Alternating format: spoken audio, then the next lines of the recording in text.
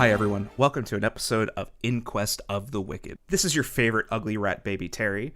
Niall and I had an amazing opportunity to interview James L. Sutter. To get you a little excited about it, and to those that don't know, he is the original creative director and co-creator of Starfinder. I wanted to start the episode by letting you know about his young adult novel that's coming out called Darkhearts. Comes out June 6th, the day after this is released. I urge you to check it out if it interests you. Both Niall and I have already pre-ordered it. Also, there will be several things we'll mention in the show itself during the interview.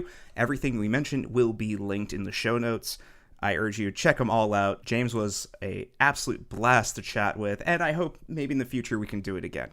And of course, if you enjoy the episode, please let us know. I would love to do this again. This was such a fun opportunity. Okay, I'll leave you on that note. And Niall's going to take the intro now. All right, guys. So today we have a special guest, James L. Sutter. He's the co-creator of Pathfinder and Starfinder RPGs, as well as being Starfinder's first creative director and the executive editor for the Pathfinder novel line. He's the author of the new queer young adult romance novel Darkhearts, as well as 2 Pathfinder novels, plus multiple short stories, video games, and comic books, including the forthcoming Starfinder comic series Starfinder Angels of the Drift, which launches in June. Welcome to the show, James. Hey, thanks for having me.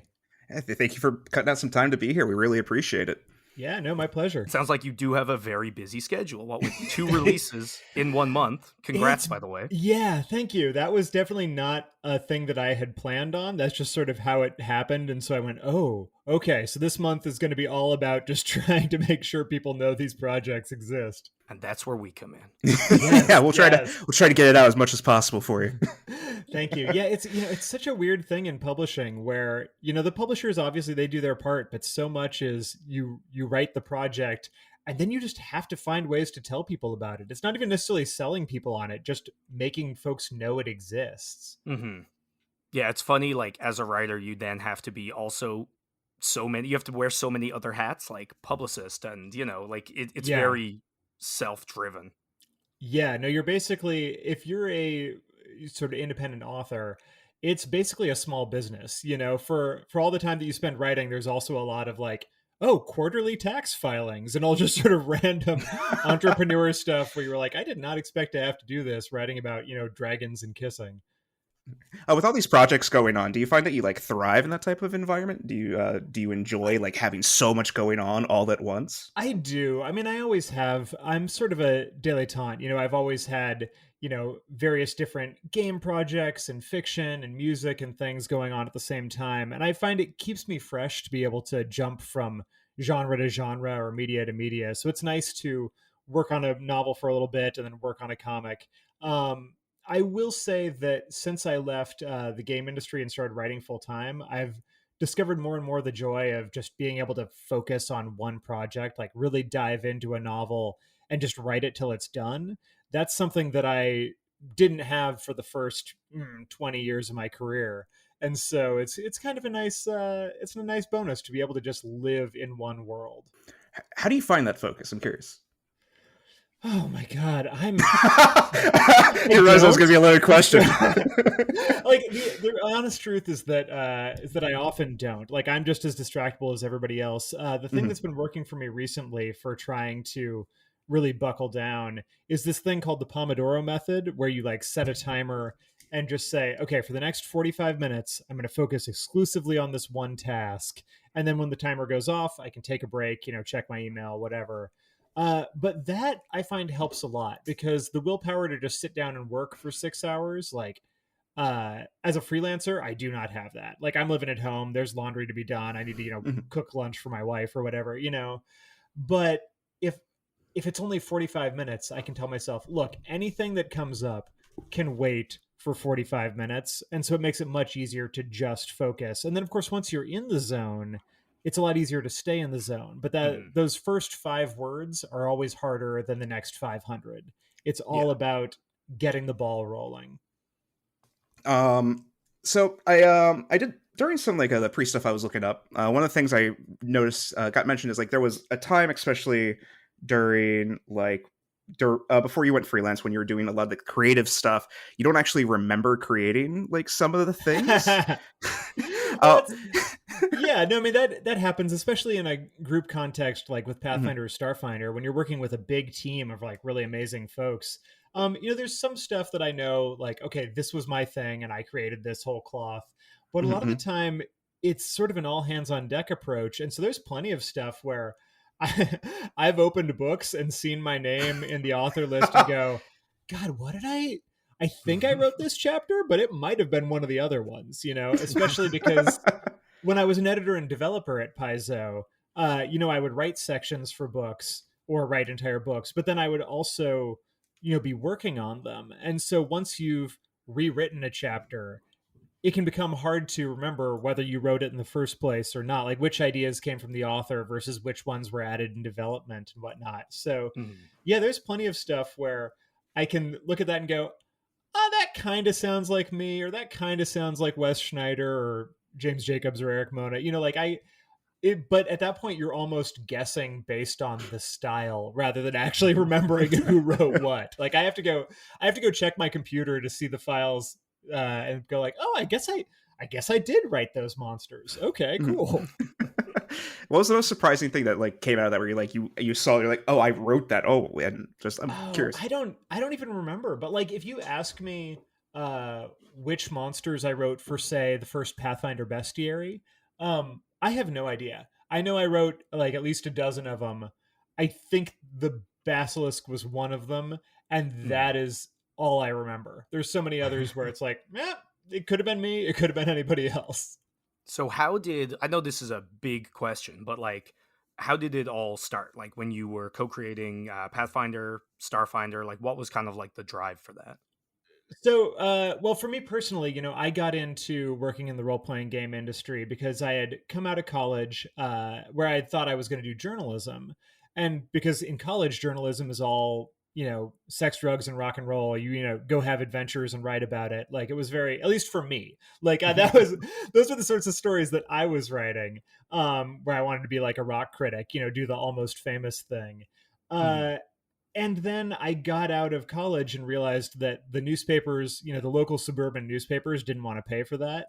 And so I was kind of looking around trying to find some job that let me write but didn't make me report, because I was Mhm. not a very good reporter. Like I loved the words and I kind of hated the gathering of information.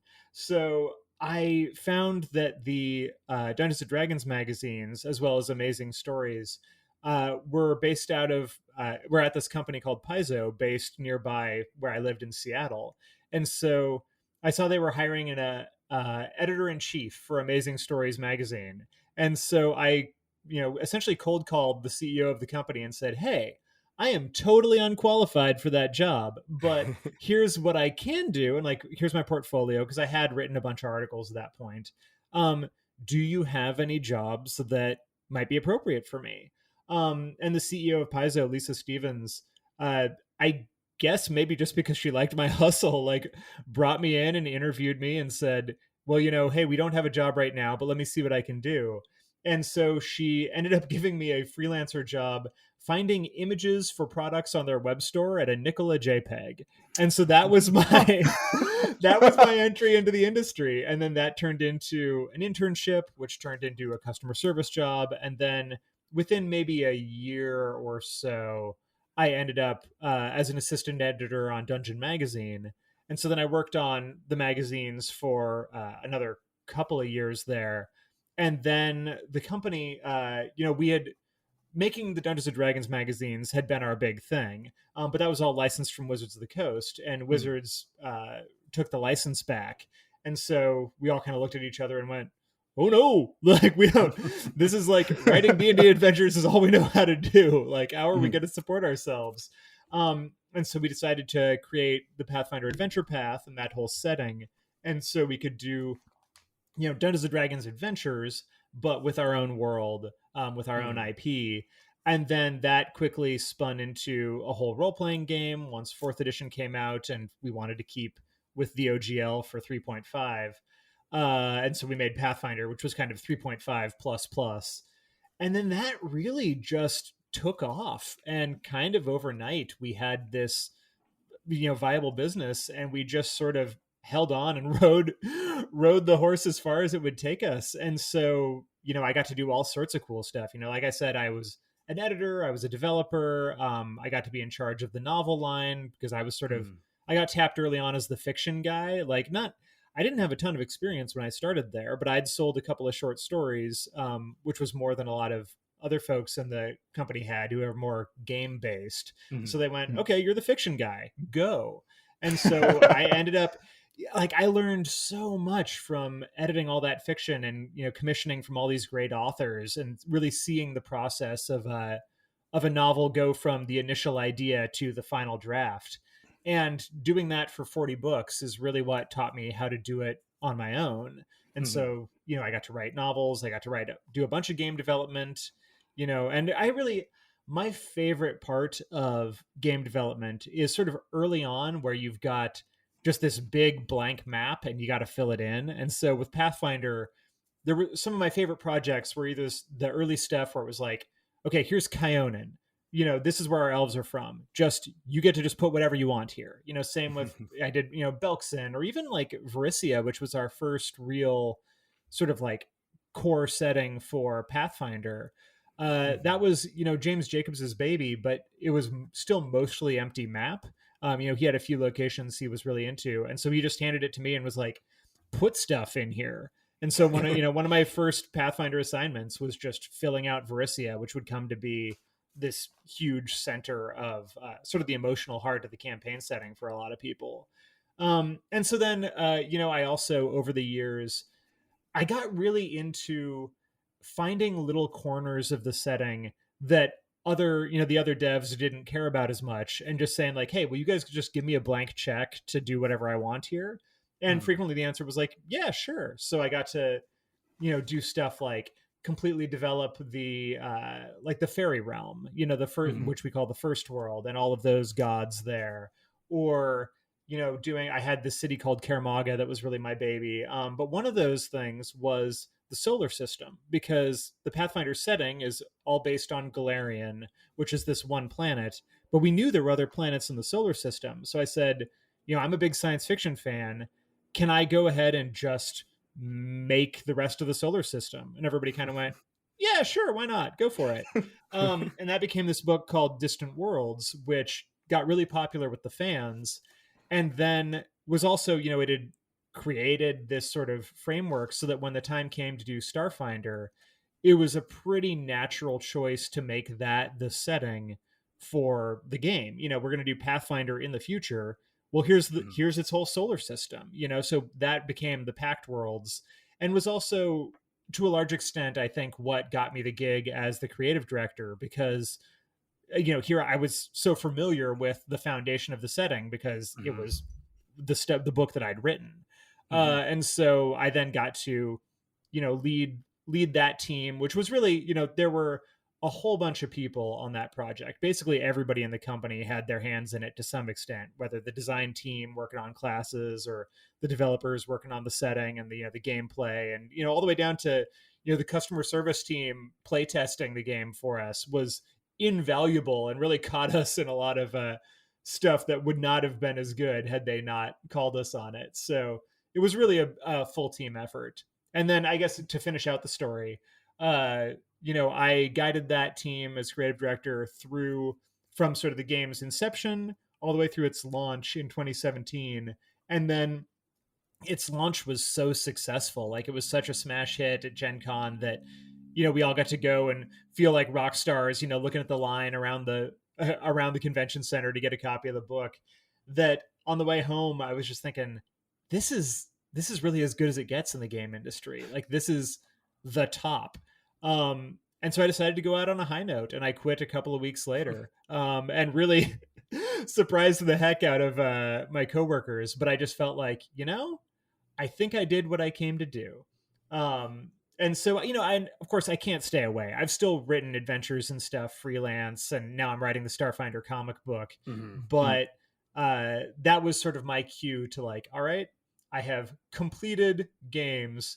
Let's go try to make this novels thing go. And yeah, you definitely deserve that positive reception. It's been great to play and really like Well, The thank whole you. system and the rules and the stories have been super enjoyable. Yeah, And we really, fucking love it. there's so much in there. And for a project that took, I think, was it a year to put together?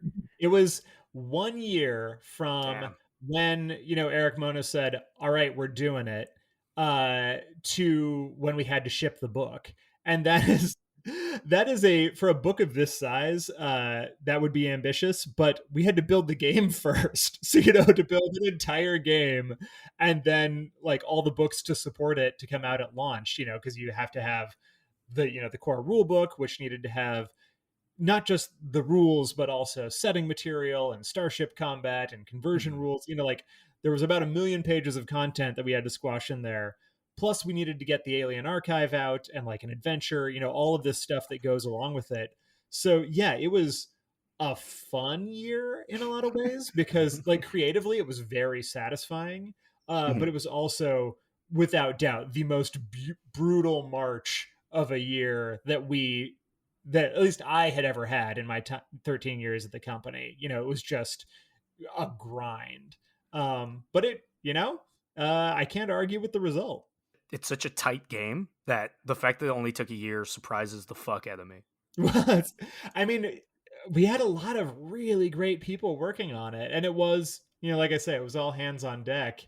Um, and I'm glad to hear you say that it feels like a tight game. It was our goal was to have something that was like Pathfinder, had the Mhm. same amount of sort of crunch and customizability that people expect, but also we knew, and this was before Pathfinder Second Edition, obviously. Like they learned a lot from the Starfinder process as well, Mhm. but the original Pathfinder was very much a game like Dungeons and Dragons had been before it, was a game for people who already knew how to play the game. I feel Mhm. like there was a long history of the Dungeons and Dragons rule books being kind of like textbooks. Um, and when we did Pathfinder, we kind of had to do the same thing because we were in such a rush. But with Starfinder, we really wanted to make the game easier to learn. So it needed to be just as complex, but easier to learn, both in its presentation and also in just sort of simplifying the rules a little bit. And so, we had a framework to work on, but really there was a lot of stuff that got torn down and rebuilt with an eye toward trying to make it more accessible. Mhm. Well, we've both played years and years of Pathfinder 1E, Yes. a bit of 2E, and a lot of Starfinder as well. And Starfinder really does feel like a step forward from Pathfinder. Like, feels like you crystallized a lot of what was learned there while Yeah. staying so true to Pathfinder as well. Like, it's such a good mix of being approachable from, I think, a general standpoint, and also from a 1E background, but also so new and exciting at the same time. So we took to it like we loved it. Well, Yes. thank you. Yeah, no, and that's really the advantage that we had was we had, 10 years of looking at Pathfinder and saying, okay, what are the things that always sort of become a problem? Like what are the hard parts about teaching somebody Pathfinder and like what can we do to fix that? And so we really we had a great advantage by having, I mean, not just having that game to base it on, but having the same people who had worked on Pathfinder working on Starfinder. Mhm. That was very, very helpful. But yeah, I think it worked. It's always hard to judge your own work, So but do we. yeah. But it's what's funny is that it's true not just of the rules. We also learned a lot about setting design and sort of story and game premise from Pathfinder. So for instance, with Starfinder, one of the reasons we have the gap, which is that, big history Mhm. black hole that nobody knows what happened. Like part of that was just necessary because if Pathfinder is if Starfinder is the future of Pathfinder, but we still want people to play Pathfinder, you can't have every Starfinder party just be like, oh, let's look up who won that Pathfinder adventure path. Like, let's Yeah. see, Mhm. let's see how all that works out. We knew we needed to have some mystery there, and the gap helped with that. But also, it really helped with a thing we'd noticed from Pathfinder, which was when we created the Pathfinder setting, we put all this, great backstory, all these cool ideas in the past. We've got, all these, the Aslant and all these fallen empires. And like, that's really cool because I at least really enjoy the feeling of being in a world that has a lot of history and Mhm. has, these ancient ruins and things you can stumble upon. But we went so all out that there's so much that got relegated to the history in Pathfinder that people really wanted to play with, and you kind of couldn't without time travel or sort of Yeah, finding it's already various kind of set in contrived stone, ways. right? Yeah. Yeah, exactly. And so with Starfinder, we said, okay, well, let's do a game where there isn't that much past so that everything that's cool is something you can engage with right now. Like all Mhm. our best ideas, let's put them in the current moment. Let's put them on different planets. Like, let's just have it be things that the players can always interact with. And I think that really worked. I think that contributes to that feeling of sort of exploration and like the whole universe is at your fingertips. Was that like the starting point for Starfinder for you, or like, because like you have a year to make this project, right? So where do you Yeah. like start with that? Well, I mean, the first question was really just, what is this game going to be? Is it, because even in the beginning, like there was sort of nothing set. We knew it was going to be a science fantasy game. We knew it was going to be sort of a more futuristic version of Pathfinder, but we didn't know anything beyond that. We didn't even know, will it be the Pathfinder setting, just advanced, X number of centuries into the future? Mhm. That was an open question in the beginning, and some people wanted to do something totally different so that we could just have that fun of creating whole cloth. But I think there was enough joy around the idea of, yeah, but wouldn't it be cool to see how things develop? To be able, like, the fun of like Warhammer and Warhammer 40K, right, is like Mhm. seeing those ties between the two. And so I think there were so many things where, somebody would look at each other and be like, okay, but hear me out here. Hell Knight Citadel ships. Like, how cool would that be? And we'd all go, Yeah, oh my God, that would you be can't so say no to rad. that. Yeah. 100%. And so pretty quickly, the idea that it'll be, Pathfinder, but science fiction, really took hold. And then there was a lot of questions of, what do we pull forward? How do we handle stuff like, I was saying like the gap, making both games viable at the same time? How do we handle faster than light travel? The question of the drift, which I really like as a way of sort of making our hyperspace distinct from, say, Star Wars or, warp speed or whatever. The idea of this plane that every time you open a portal, it rips a little bit of the other planes off, like that for me was just so much more fun. It has a little bit more of that like Event Horizon Portal to Hell kind of thing, but it's it's even more random. Like I love weird and random opportunities to let GMs really get creative. And so as soon as there was this idea of like, oh, it's the hyperspace dimension, which is also kind of an interdimensional cancer.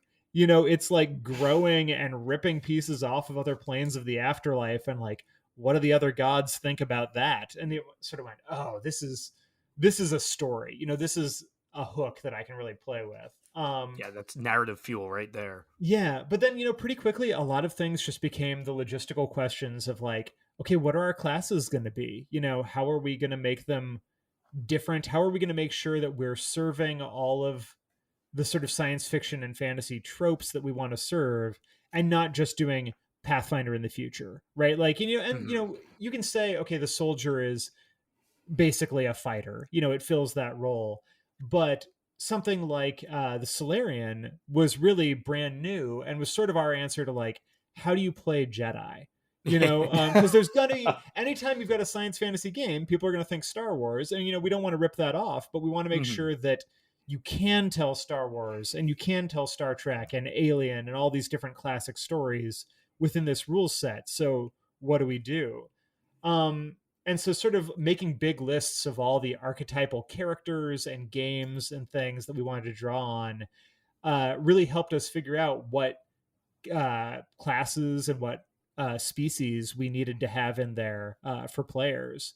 And right, like, and that really guided a lot of, there was a question of, okay, well, are we going to have elves and dwarves and all those things be our main species, or are we going to make something new? And in a lot of cases, we chose to make something new just because we sort of felt like, if you want space elves and space dwarves, like, those rules are in the book, but they're just Mhm. in the back because Pathfinder and frankly a lot of other games have already kind of covered that.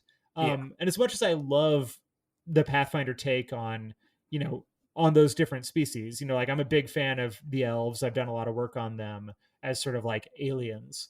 I think we wanted to have a little more creative freedom, and so that's where we got these, playable races like, the Sheeran, the Bug People, or the Vesk, our big sort of like lizard folk type warriors. And like, for instance, I knew that Yosoki needed to be in there, the Oh rat my God. folk, from the Yes. beginning. And I remember having actually that debate with Eric Mona, the publisher. And he was saying, when I originally was like, okay, here's the species breakdown I want. And he was looking at the list and he was like, seriously, rat folk? You're going to put those in there? And I was like, dude, I get that they're not your jam, but I promise you, at every table, there is going to be one player, probably who did theater in high school, who is going to talk with a squeaky voice and like sit on the floor so that they're shorter than everybody else. And they are going to love the hell out of these little, like, adorable, bizarre furry creatures. So in the And it turns podcast, Terry plays a Yosoki. Oh, and, it's my favorite There we race, go. without a doubt. See, Like, and that's and the thing. it's also it's the one we get the most fan art of as well. Yes, yeah, exactly. actually. Exactly. Well, and I remember even that first, like right out of the gate, I remember the Yosoki miniatures were just flying off the shelves to begin with. And I remember sort of showing that to Eric and being like, eh? He was a good sport about it. But yeah, and that was another thing, was really just trying to think about all the different player types and how do you build a game that appeals to all of these different people? Because that's a thing that is, started with Pathfinder, where back in second edition Dungeons and Dragons, a lot of the campaign settings were very specific. So we all grew up with Ravenloft and Dark Sun and Planescape and all these things that had a very specific flavor. And the conventional wisdom was you need a specific flavor to set yourself apart. And with Pathfinder, we kind of did the opposite and tried to be everything to everyone by giving folks, we'll give you every different flavor of setting. They're just all different countries. So, if you want the Gothic feel, you can go to Ustalav. And if you want Vikings, you can go to the land of the Limnorm Kings, and so with Starfinder, especially when you've got different planets, we had kind of the same thing where we knew you're going to be able to find whatever weird alien world you want, but we need to make sure that the rule set supports all the different types of play, whether you are somebody who does really grim space horror, or if you're somebody like me who, I'm constantly laughing at the game table. Like I like all of my games to turn into sort of an 80s style action comedy. It's always that diehard element where, like, yeah, it's action, but everybody's cracking jokes and just like laughing with their friends. Like that is the perfect game to me. So yeah, just making sure everybody was served as much as possible. Literally, my android from the podcast is based on 80s action heroes. Because yeah, Nice. It's very funny that you mentioned you're it. hitting all the notes. Yeah. So our GM couldn't be here today, but he wanted me to ask you what your favorite class and species are from Starfinder. Well, the species is easy because I think it's the Sheeran for me.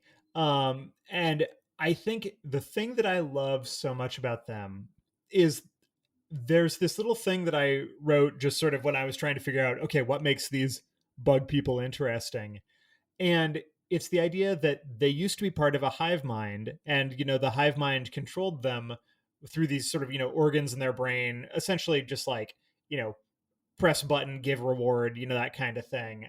They're all just sort of were mindless drones until they got this divine gift of free will and got to split off. And so I really like that idea of they are very libertarian because they, freedom of choice is the whole basis for their species. But at the same time, they are still fundamentally, hive creatures. So they're very communal by nature. And I really like showing that idea of like, you can believe very much in freedom and also believe in helping people and being nice. There's a little bit of I didn't realize it at the time, but there's a little bit of a creed in there somewhere. But at the same time, the thing that I like about that is this idea of choice bliss, or like basically these creatures can, because they still have those reward centers in their brain, anytime they make a choice, they get a little burst of, dopamine. And so just the act of selecting something off a menu gives them a reward and is essentially self-drugging. And so you have these, what they call option junkies, these Shirin who just get addicted to making meaningless choices and just riding that high. And so you'll just find somebody, a Shirin who's the equivalent of a heroin addict, but what they're doing is wandering around a shoe store just being like, I could buy that one or that one or that one. And they never do. They just go around thinking about it. And that just seemed so fun and alien for their society that I immediately fell in love with them. And of course, the iconic for them, Keskadai, is also just such a study in contrasts because he's sort of the medic of the team, but he's also a priest of the death goddess. And I love that idea of like, your medic is also a death priest. So like, they're going to try to save you, but if he gets it wrong, that's all just part of the cycle, it's fine. Tell Pharasma he says hello. And of course, he's a very brief aside. I saw the cover for the second, issue of Angels of the Drift got released. I don't know if it was yesterday. I saw it yesterday, but the Shirin art, so good. No, there's such a rad fucking cover. We're getting some great covers for this one, and it's funny because I don't even always know in advance. They just pop up, and I go, "Wait, whoa, what? That's the cover?" And and they've always been awesome. And also, all the art in this series is so much fun. I've really been loving working with Ed Jumena, the artist, and also colorist Adriano Augusto. Like, he's also great, and so it's really fun to watch Edu both illustrate existing aliens and starships and stuff, stuff from Starfinder that folks will immediately be able to look at and name, but also he just brings so much stuff out of his brain where he'll just draw 3 familiar aliens and 5 new ones. And I love that because I love that feeling of the universe is so much bigger than we've even cataloged yet. I want that Mos Eisley Cantina feel all the time. So it was really fun to get an artist who was excited about that. Oh, and I guess I never answered. I sort of wandered off on a tangent. Hey, that's okay. That's okay. I wanted to talk about Keskadai being a single dad, which I also love about that character. But going back to favorite classes, I think, right, it's hard to say. I think the Solarian is the most unique of the classes we came up with. I feel like that's the one where I really hadn't seen mechanics like that done before. And so I think the design team just did an incredible job with that. But I think that in terms of just who I like playing, it might be one of the spellcasting classes. It might be like a mystic. Although that said, I also really love the simplicity of just playing, a soldier or somebody who just barrels straight ahead. And I don't know. Magic users are fun, but they can get awfully fiddly, and sometimes you just want to like kick in the door and blow stuff up. And so soldiers are real good for that. I always find I like alternately want to like have a simple like kick in the door character in one campaign, and when that's done, it's magic time. Yeah. You got to mix it up. Yeah. Are you playing it in a game right now? Just like in your free time? Not in a Starfinder game. I'm playing in a Pathfinder game right now. I've been running that. I was running a Starfinder game earlier in the pandemic. We did one that was mostly the Dawn of Flame AP. So we ran that for a while, which was super fun because I play with a mix of both, industry folks and just local friends. And one of them, Judy Bauer, who was one of the main editors at Paizo and now over at Dungeons and Dragons, she was playing this character that was an envoy, and it was this little otter person, like one of these aliens. Yeah. Yes. But so she was playing a marriage counselor. That was her character. And she was just, an envoy marriage counselor. And, she built the character really well. Yeah. So it was hilarious. In every scene, she's essentially giving therapy to all these characters, but then she built the character really well mechanically too. So she would, start talking about the feelings and then roll. and just nail it. And it's like, well, this, I guess you succeed. And so we would have all these fascinating encounters where marriage counseling like defuses the fight. And it was so much fun. It was just hilarious constantly.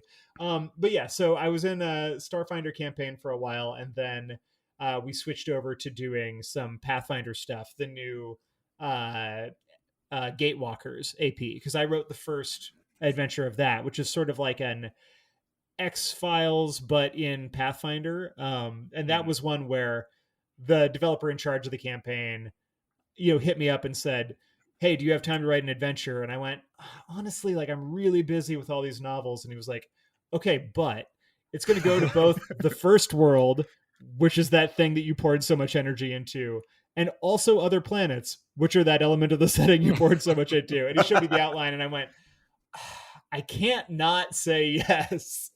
So I wrote that, and it was super fun. And so I ran my group through that, and then I'm now just about to finish out the campaign. Very nice. Are you a forever GM as well? I kind of am. Yeah. I've I could played sense in it. lots of games, but really the Game Master is just so much more fun because while it is more work, I really like the performance aspect of it. And like, it's also a little bit greedy because as a GM, you're playing 50% of the time instead of in the party, like you're talking 10% of the time. So if you're a little bit, if you like being the center of attention, and like I think I know that about myself. It's really fun to be able to like put it all together and make your friends laugh. Like I really love that feeling of eliciting a reaction from a group. And so, I'll still play when I'm invited, but over the years I've learned I should just do it. Everybody always needs a GM, right? It's like being a drummer. Like every band needs a drummer and has trouble finding one. So if you like no it, one just needs a do it. guitarist. Yeah, nobody needs a guitarist. I think we should probably hop into asking you about the graphic novel. Yeah, 100%. Yeah. Want to hit us with that blurb, and then we'll go from there? Yep. Yeah, so it's, presumably people listening to this are familiar with Starfinder, so I won't have to go as much into, Starfinder is a science fantasy setting about exploring the universe. They better know by now. Yeah, exactly. So. My God. But no, so the comic series, it's a 5-issue arc to start. We'll see if there's more. But it's tied in with the Drift Crash setting event or Drift Crisis that is going on across the Starfinder new releases. But basically the idea is the party is all iconics. So it's iconic characters. You've got Navasi, who's the iconic envoy and is kind of our fast talking scoundrel.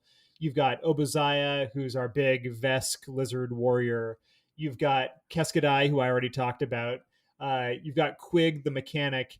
And then you've also got Ciravel, who's the elf and the iconic precog. So she's one of those newer classes where she can bend time and see glimpses of the future. And so when the comic starts out, they're all already a crew, but they've been having trouble because the drift has been so unreliable. Nobody wants to book passage on their ship. And so they've really been kind of grounded. And then they get an offer from this weird sort of robotic angel type creature whose job is to go around to uncontacted worlds and give them hyperspace technology. And because of the drift problems, he's been shunted out onto Absalom Station and needs to book a ride. And so they agree to give him a ride, but unfortunately, they are not the only people looking for this uncontacted world. And so it quickly becomes a race against exploitation and the problems of first contact. And I think it's a lot of fun. I think it also has, in addition to a lot of explosions and space battles and all that sort of good stuff, I think it's got a lot of heart. I really focused in, like I said, we mentioned I've been writing young adult romance novels recently, and I've been trying to take what I learned there, not in terms of making Starfinder all about romance yet, but just trying to really focus on character and what each character is wrestling with emotionally. They've all got these sort of ideas or decisions they need to sort of figure out. For instance, for Keskadai, the idea of, is it really, he carries around his son, his larval child, in this little cylinder on his belt. And that's been a thing that's been true since the character was first created, as this idea of, oh, Sheeran like to take their children around to show them the galaxy so that they, can make decisions for themselves about who they want to be when they grow up.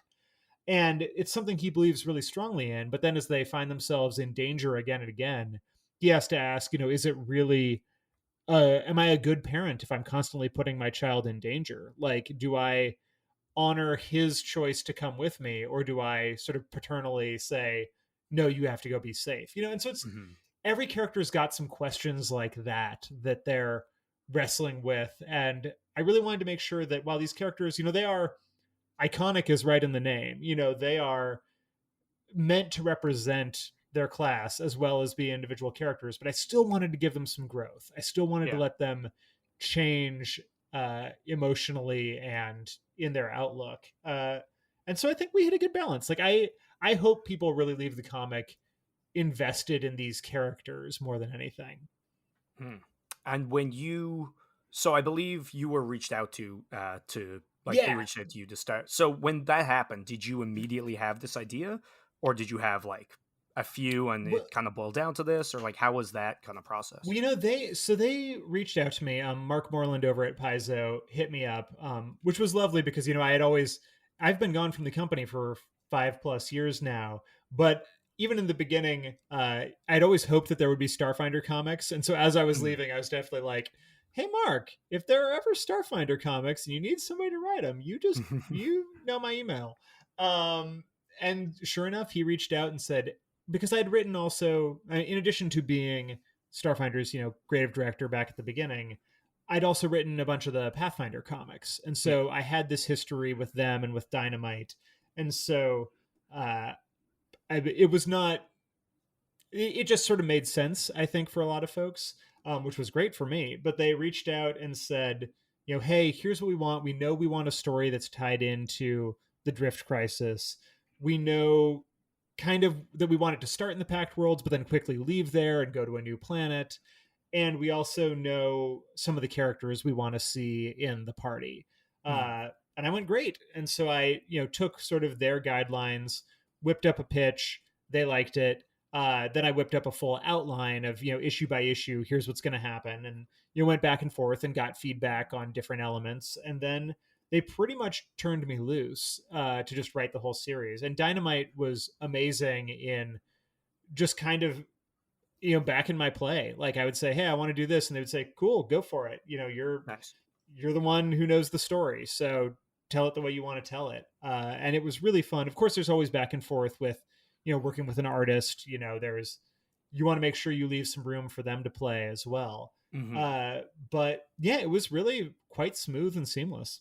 Now, I believe there's a new species and different like rules being introduced in the graphic novel. Can you speak about any of those, or is that hush-hush? So just no, I don't think it's hush hush. I can speak generally. That's cool. But yeah, that's fine. Yeah, so there's as with the Pathfinder comics, Paizo and Dynamite always like to put a couple of pages of new rules and stuff that people can incorporate into their home games. It's all officially sanctioned, created by the developers at Paizo, so it's legit. And yeah, so I brainstormed some ideas with the development team at Paizo, and so it was stuff like new races, like new weapons, new gear. I think there's a new mech in there somewhere. I hope that's not too much of a spoiler. And I know there's definitely, they were trying to hit stuff that would show up in the comic and also make sense for, the characters. And so it was really a back and forth where like sometimes I'd write a scene into the comic and say, hey, can you design me a new spell or a new precog ability that does X? Because I think that would look really cool. And they would go, yeah, sure. And then other times they'd say, hey, we would like to create, Y. Can you put this into the comic somehow? And usually the answer was like, yeah, okay. Like, well, that would make for a fun scene. And so it was really some nice back and forth, but they definitely tried to build off of the story that I had already written.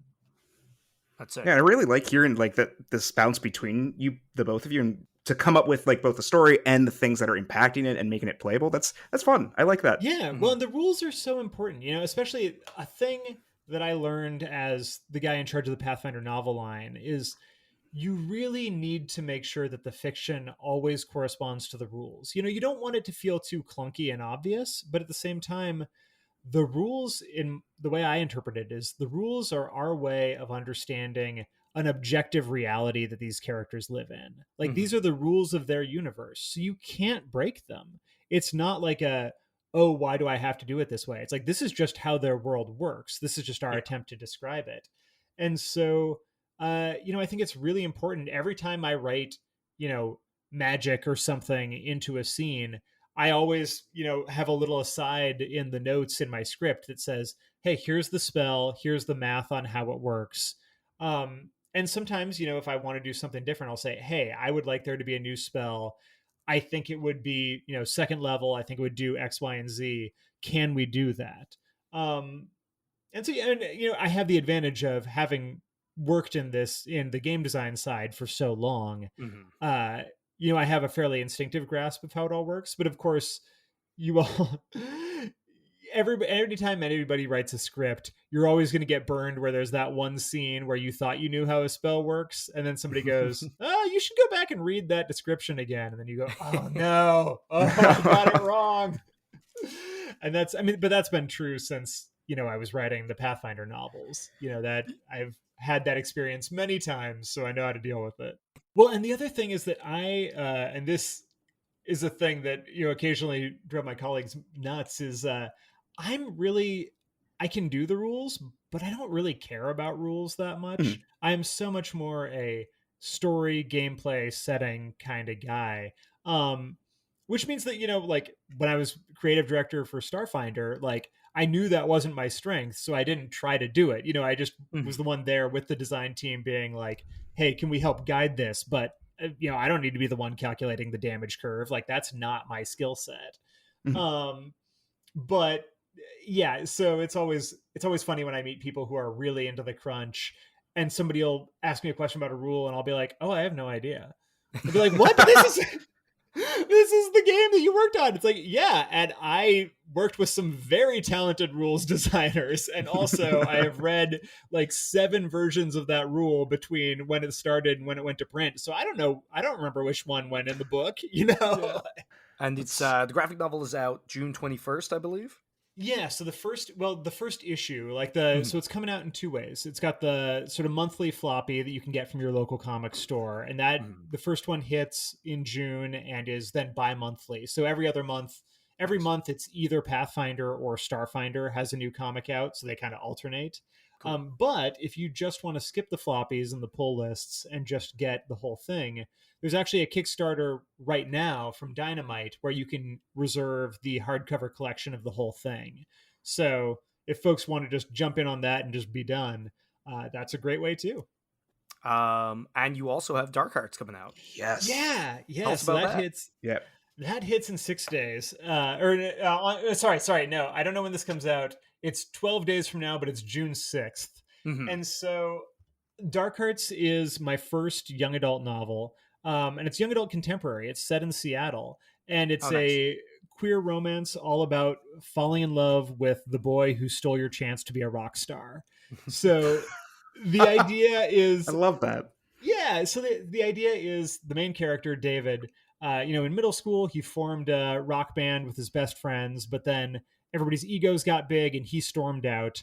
And then as soon as he did, the band got famous without him. So now he's 17. His former best friends are world-renowned pop stars, and he's stuck in high school. So he's super bitter. But then, tragedy throws him and the lead singer back into contact. And as they start sort of like rekindling their friendship in spite of themselves, they end up realizing that they're into each other. And so they start this whole secret romance. But as they do, David starts to think, oh, well, maybe this is my chance to weasel my way back into the band, into this life of fame and fortune that I've been denied. But as you can imagine, anytime you start thinking, oh, my new boyfriend is also my path to success, that gets real messy real quick. Yeah. So I think it's super fun. Like, it's a very light, funny book. And it draws a lot on my own sort of background, both, the coming out elements are very much drawn from my own experience as a queer guy coming up in Seattle, but also a lot of it is about sort of being a teenage musician and that feeling of having missed your shot. And I definitely had that because I started a punk band when I was 15, and well, we never got famous. Like, we did all right for ourselves. We played a lot of clubs and got on the radio. Nice. But I can remember being 18 and seeing bands younger than me starting to like blow up and getting signed, and thinking, well, that's it. I've missed my shot. Like, I'm washed up. I'm a has-been, at 18. And I think a lot of kids are walking around with that same feeling of like, if I didn't make it by now, I'm never going to make it. And what do you do with yourself when the person you thought you were going to become, like, you thought you were going to grow up and become a rock star, you didn't. Now what? And so that, for me, that's a lot of what the book is about, is just that question of what do you do when the labels you use to apply to yourself no longer apply. I was going to ask you about music because we've mentioned it a few times during Yeah. the recording. What do you play?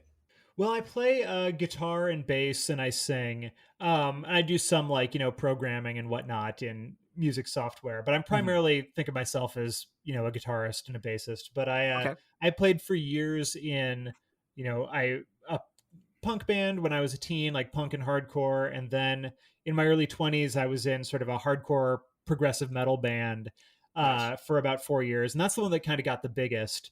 And that was super fun. And now I just play with whoever I can. I've got sort of a cheesy, arenaless arena rock band with a bunch of other friends. But of course, I'm 39 now, and at some point you start scheduling band practice between everybody's nap times and babysitters can get a little bit complicated. Yeah. So it's mostly just for fun these days, but I'll do all sorts of stuff. Like, I've done musical theater. I was, before the pandemic, I was playing in the band for a theater troupe that would perform the entirety of Star Wars in the park every weekend in August. Love And that. so I was just like playing electric guitar, doing the Star Wars soundtrack as, people ran around doing this low budget Star Wars. Like, it was hilarious. Like, R2D2 was a girl on roller skates with a slide whistle. Like, Oh, it yes. was so funny. That's the coolest thing I've ever heard. Yeah, I know, right? 100%. But so yeah, I love making music in any form. Are you working on any current like music projects right now? Yes, and it breaks my heart because I've got a new EP that's just solo stuff that is almost done. I literally just need to do the Ooh. final listen through and like, check all the engineering stuff. But with Darkhearts coming out and promoting that in the comic, and also revising my next novel, which is due soon Oh my too. god, there's so much going on for There's you. so much going on, which is why this album has sat at 99% done for like That's 3 heartbreaking. months. And just every morning I kind of look at it and go, not today. So wait, But it's fun. I know this might be jumping the gun a bit. What's this next novel? Is it the Dark Oh, Heart it's sequel, or is it? it's not a sequel, but it's another queer young adult romance set also in the Seattle area. This one's Nice. about a teenage ghost hunter. And Oh, so, I'm in. 100% yeah, in. yeah. So it's fun, but we're at that point right now where, like, you think you're done, you send it to your editor, and then the editor comes back and goes, "This is good, but," and so now I'm fixing all of the buts, like, but fortunately, even while that album has been sitting there undone, I have gotten to do some other music. Like, I got to write the intro and outro music for the Darkhearts audiobook, which was super fun. That's really cool.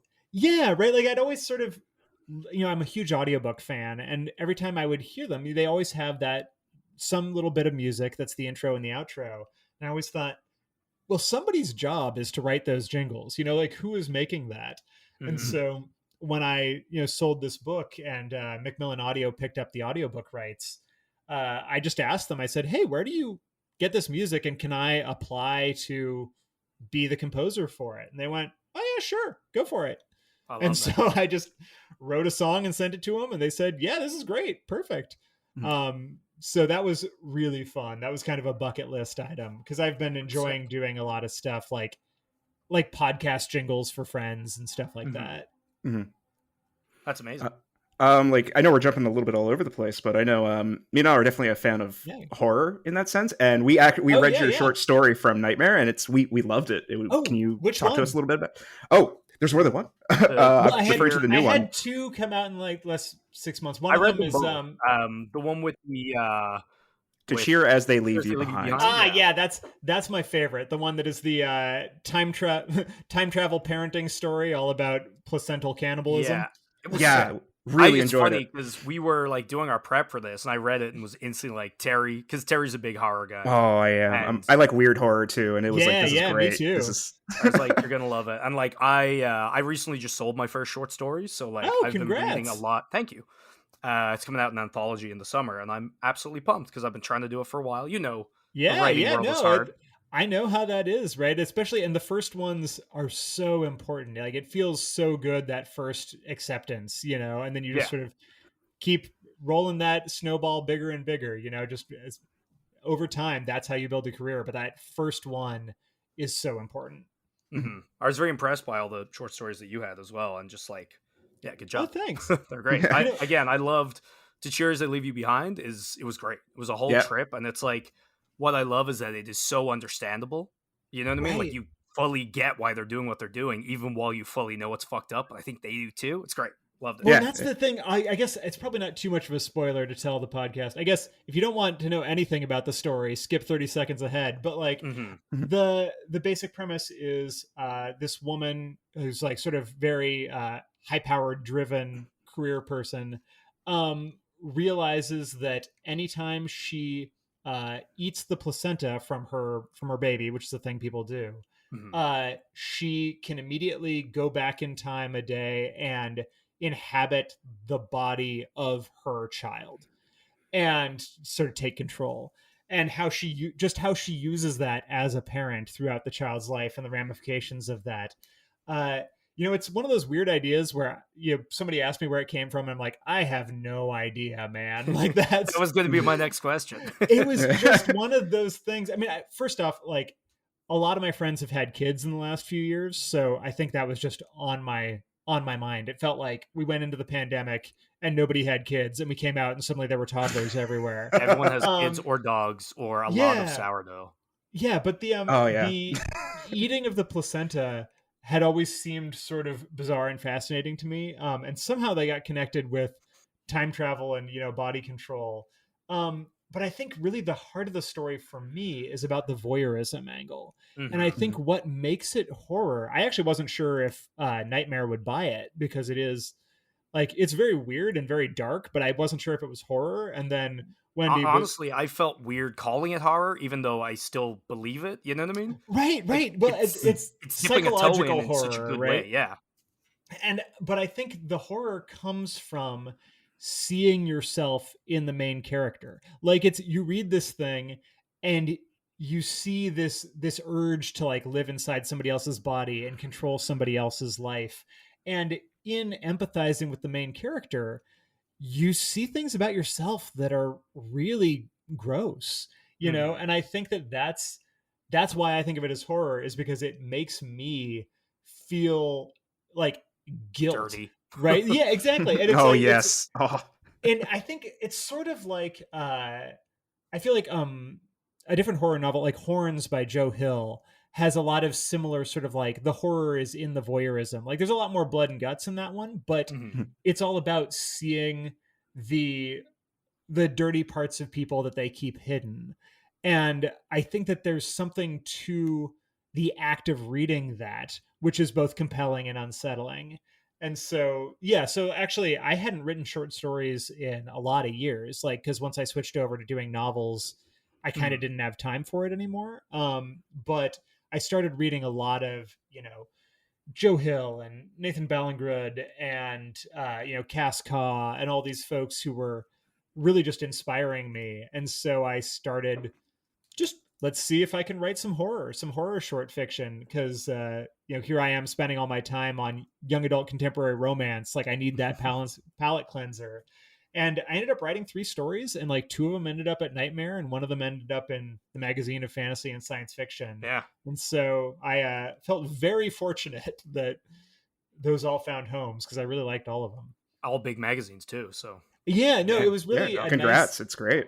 Thanks. Yeah, it was one of those things where like because I'd stopped writing short fiction so long ago, those were always kind of like the white whale magazines, the places mhm. that I wanted to be in someday, and then kind of like stopped before I got there. And so to come back and be like, oh, I'm there now, Yeah, it's sick. was really gratifying just as an artist. And you know, I hope it doesn't sound like bragging, but I feel like as an artist, you need to find every little victory you can and just like save it and hold it close because there Oh, is for sure. so much Oh no. rejection in this industry. And I would say, like for you guys, like publishing short stories, make yourself a trophy shelf, like put that anthology somewhere that you can see it, save good reviews on your hard drive, do whatever you can, because like the rejection never stops. And if you Mhm. ever stop getting rejected in this industry, it's because you're not shooting high enough. It's fair. I like that. I like that a lot. No, I have plans. I can't wait to hold it in my hands. I'm trying to think. I know we're running kind of low on time. Is there anything you want to touch on before we kind of wrap this up? um Honestly, we've kind of ranged all over the place, so I think that's that's pretty good. If anybody wants to talk to me about games or horror or young adult romance or anything like that, you can find me online at jameslsutter.com, or I'm on Twitter for as long as that lasts at just James L. Sutter, or now on Instagram as well, which is I fought kicking and streaming to not be on Instagram, and now that I'm there, Yeah. I'm like, oh, this is really nice. Oh, really? It's funny because my publisher was like, see, like Instagram's great. And I'm like, it's not that I didn't think Instagram would be great. It's that I really don't want to have another social media that I enjoy. Like this isn't it's like, hey, do you want to start smoking? Like, no, I just quit. I've got enough vices. Yeah. But yeah, so I'm on there too. So anybody please hit me up if you ever have questions. Yeah. And yeah, if anyone listening wants to read a great short story, definitely go check that one out that we were talking about. Yeah, we'll And link it. I'm We'll link it. Oh, gonna thank you. pre-order Darkhearts in a minute, and let us know when Oh. that EP comes out. Yeah, no, absolutely. I always try to broadcast stuff, but yeah, thank you so much, guys. No worries. I believe Terry had a closing question. No, Yeah, okay. yeah, please do. Sure. It's a weird one though. Oh, Because gimme. like, okay, sure. Because you like horror, we like all that stuff. I'm wondering if there is like a story from your past, like of something weird, have you ever had like maybe a paranormal experience or something like that that has been sitting with you and maybe has led you away or Yeah, something? yeah, I have actually. Ooh. So, and I'll try to make it quick, but growing up, my uncle was a sort of a spiritual leader in the Lummi tribe. Like I'm not native, but he was, and he, you know, had a lot of connections to other spiritual leaders. And, I was just this like little white kid, but he would often take me around with him to stuff just to sort of experience his culture. And one time he took me to this ceremony that I think was fairly exclusive with a lot of other sort of like high end medicine men folks. And like, I'm sure everybody was like, what is this kid doing here? I was like 12, but nobody was going to tell him not to. So he brings me to this lodge, and there's everybody's sort of dancing and singing and doing kind of all the thing that you might imagine.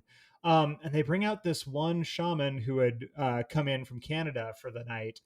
Uh, and he's dancing and the drums are going, and then the drums stop and he points his staff at the ceiling, and there's just this boom, and Whoa. the whole place sounds like it's coming apart. And I like leap out of my seat and I'm like running for the door, and my uncle's like collaring me, sitting me back down. And it just sounds like hell is broken loose.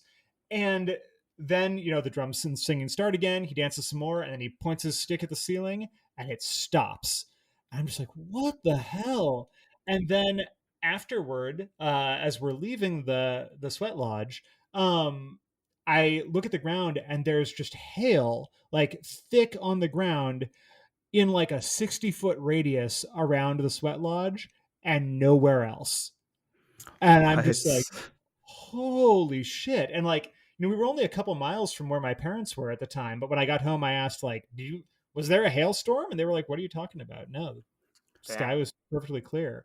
So that was my one personal encounter with, like, I have to say magic, you know, and I am not a particularly spiritual person, but what I have all comes from my uncle. Cause he also had he had all these stories. Like, he had been a cop in the 80s on the reservation and had hunted Bigfoot, according to him. Like, they had a rash of Bigfoot attacks on the reservation. And it's one of those things that sounds like total, BS, until you realize that, like, he had all these other stories. Like, he'd been hit by lightning twice. He'd been, like, he was always getting weird stuff where, like, some monks would just show up at his door and be like, we're on a vision quest, we're here to take you to Japan, and then he would just go, like, and it's one of these things where, my parents were always like, he's full of bullshit, whatever. But then I'd be like, here's literally, like, here's a picture of him with the Dalai Lama, and here's a picture of him with Jimmy Carter, right? Like, if those stories were real, why would he be lying about Bigfoot? Like, he doesn't need to lie. So your uncle is the main character, is what I'm hearing. Oh, exactly, yeah, some story he is. Damn. Yeah, and there was even weirder stuff. Like, when he died when I was like 16, and there was a lot of magical sort of stuff around that as well. Like, I probably don't have time to get into the story here, but yeah, like, he basically, like, sent a message back from the other side to his wife, as far as people can tell. And it's all stuff where it's like, I can't verify that it's true, but, like, I don't know, man. That's the only thing that's put a question into my brain. So I can't quite I can never make atheism go, because I've just seen a little bit too much weirdness, and it's all from him. I love that. Thank you for sharing that with us. I really enjoyed it. Thank you. That's a story I don't get to tell a lot. Yeah, it's like, now I have more questions about it, but unfortunately we are out of time. No, I should probably run. But thank you so much. No, this has been an absolute pleasure. Yeah, absolutely. So yeah, thank you so much. And yeah, we're going to post a bunch of links in the description. Check out a lot of James' work when you have a chance. Yeah. All right. Thank you, everybody. And again, congrats on the double release, and more to come. Thanks. Yeah, it's gonna be a fun month. I hope you enjoyed that as much as I did. Like I said, that was so much fun. It was a blast to do. James was amazing. So much fun to talk to. It's fun to learn that he practically created every single thing I love about Starfinder and Pathfinder. If you enjoyed the format of this show, let us know. I'm interested in doing it again. If you want to support us, you can find us on Patreon. We also have a Discord where our entire crew is pretty active on it. We love interacting with all of you who love our show, so thank you so much. And if you enjoyed James, go show him some love on Twitter. Check out Darkhearts. Check out the Starfinder comic that's coming out. And with that, I'll see you next week in our next episode of No Quest for the Wicked. Until then, farewell.